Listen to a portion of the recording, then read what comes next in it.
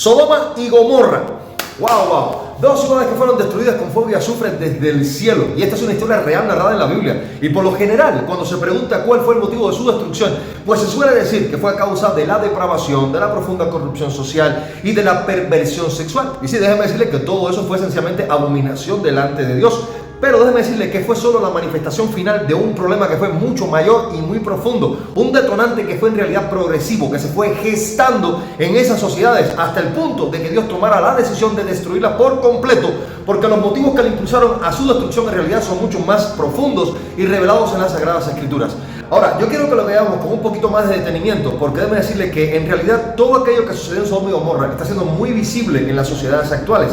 Mire, el Señor, por medio del profeta Ezequiel en 16:49, reveló cuál fue verdaderamente la raíz de la decadencia de Sodoma y Gomorra, cuando dijo lo siguiente: he aquí que esta fue la maldad de Sodoma tu hermana, soberbia, saciedad de pan y abundancia de ociosidad. Escucha esas tres: soberbia, abundancia de pan y ociosidad. Ahora, vamos a ver específicamente cada uno de ellos. En primer lugar, la soberbia. Se creían autosuficientes, que no necesitaban de Dios en absoluto. Hoy vemos una generación que ya no depende del Señor, que se jacta de su conocimiento, de su prosperidad material, de su tecnología, pero que está espiritualmente muerta, mis amados. En segundo lugar, la abundancia de pan. Tenían todo lo que necesitaban materialmente y eso los llevó a la autosatisfacción y a no considerar ni siquiera a Dios, incapaces de ver quién era realmente el que los estaba proveyendo, desarrollando sencillamente un estilo de vida sin fe, basado en la rebeldía y en la impiedad. Y estas, mis amados, eran ciudades que eran postdiluvianas. Significa que habían oído de Dios, pero no lo conocían verdaderamente, no le obedecían en absoluto, ni tampoco le honraban, y que pues sencillamente rechazaron incluso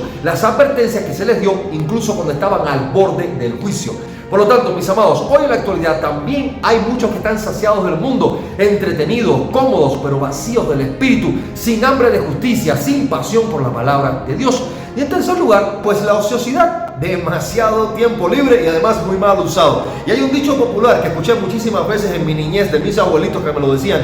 Decían: hijo, mente ociosa, taller del diablo. Y déjenme decirle que tenían toda la razón. El tiempo que hoy se debía estar utilizando en la oración, en el estudio bíblico, en el servicio al prójimo, en evangelizar, en ser discipulado, se está sencillamente malgastando en redes sociales, en series de televisión, en placeres, en conversaciones sin sentido y hasta en el pecado encubierto ante los ojos de los hombres, pero que sencillamente están expuestos totalmente ante Dios. Por lo tanto, mis amados, déjenme decirle que cuando se combinan soberbia, abundancia de comodidades y también el ocio, lo inevitable es la degeneración moral. Así fue con Sodoma y Gomorra y también está haciendo en muchas sociedades en la actualidad. El pecado sexual fue la consecuencia visible de un alma ociosa, llena de sí misma y también vacía de Dios. Y mis amados, déjenme decirle que el juicio del Señor no vendrá solamente por la inmoralidad evidente, aquello que es visible, sino también por el corazón tibio, por la indiferencia espiritual, por el descuido de la comunión con Dios. Y mucho cuidado, mis amados, con pensar que hoy no está cayendo fuego del cielo y que Dios sencillamente está aprobando la vida que voluntariamente vive en pecado. Eso no es así. Se necesita arrepentimiento sincero, verdadero delante del Señor.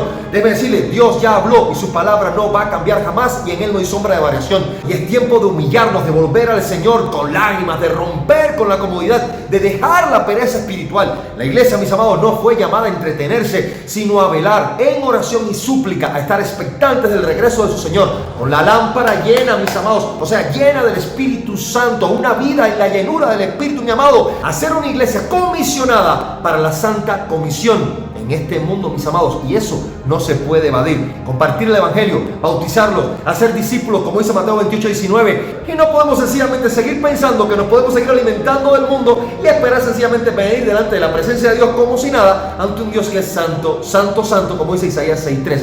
Por lo tanto, no se puede tener un corazón lleno de vanidad y esperar ver la gloria de Dios reflejada sobre su vida. Y déjeme decirle que si reconoces que esto te está pasando en la actualidad, que la soberbia, la abundancia de bienes y la ociosidad han llenado tu vida, por favor, te exhorto muchísimo: detente, medita en esto, como dice la Biblia, Selah, y arrepiéntete, limpia tu casa, cierra las puertas al ocio, al orgullo, al pecado, llénate de la palabra de Dios, vuélvete al consejo del Señor y pon tu mirada exclusivamente en Jesucristo, el autor y consumador de la fe. Y todos mis amados, aunque el mundo se caiga a tu alrededor, el juicio sobre esta generación va a venir, porque déjeme decirle, cuando eso suceda, ya no habrá tiempo de despertar, sino de crujir de dientes, como dice la Biblia. Por lo tanto, no seamos como en Sodoma y Gomorra, que no escucharon la advertencia. Mire que se taparon los oídos a ellos. Sencillamente ellos no escucharon lo que Dios les estaba hablando. Antes bien, seamos como los que temen al Señor y encienden sus lámparas, mis amados, antes de que llegue la medianoche y ya sea demasiado tarde. Paz, gracia y misericordia de Dios sea con todos y que el Señor le bendiga.